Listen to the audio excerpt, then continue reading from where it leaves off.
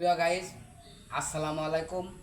আমি পালু। আপনারা দেখতেছেন আমার হাতে এটা কি সবাই চিনেন, 18 কোটি মানুষের মধ্যে সবাই চিনেন যে এটা হইলো কি, এটা এটা হলো একটা কয়াল।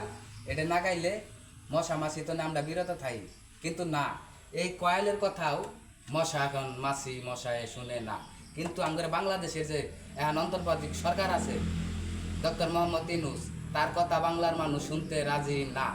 আপনি নোবেল পাইছেন, আপনি নোবেল পুরস্কার পাওয়া লোক, আপনি বিদেশে নোবেল ব্যবহার করবেন, আমাদের বাংলাদেশের মানুষ আপনার কোনো কথা শুনতে রাজি না, ঠিক কিনা? ঠিক। আমাদের বাংলাদেশের মানুষ আপনার নোবেল পাইছেন না কি পাইছেন এটা কোনো দিন দেখেও নাই আর দেখবেও না। আমি অচুরে বলতাছি, আপনি বাংলাদেশ তো পদত্যাগ করে আপনি যে দেশে নোবেল পাইছেন আপনি সেই দেশে চলে যান, নালে কিন্তু আপনার আরও দুর্ভিক্ষ আছে, আপনার কপালে আরও খোসনি আছে। আপনি বাংলার নাঠি চাষ খায় হাইরা তারপরে এই দেশ তনে যাবেন, আমি বলে দিলাম নাকি? হ্যাঁ, কেন এই কথাটা বলতেছি?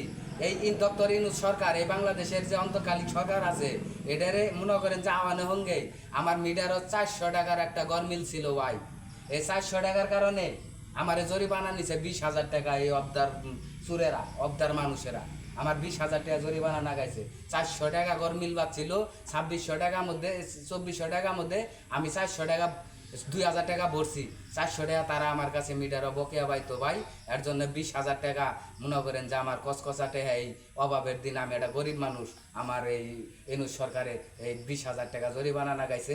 এই জন্য আমি বলতাছি, যেমন এই কয়েলের কথা মশা শুনে না, এবং কি আমনের কথা, আমনের সরকার ইউনূস, আমনের কথাও বাংলার জনগণ শুনবে না।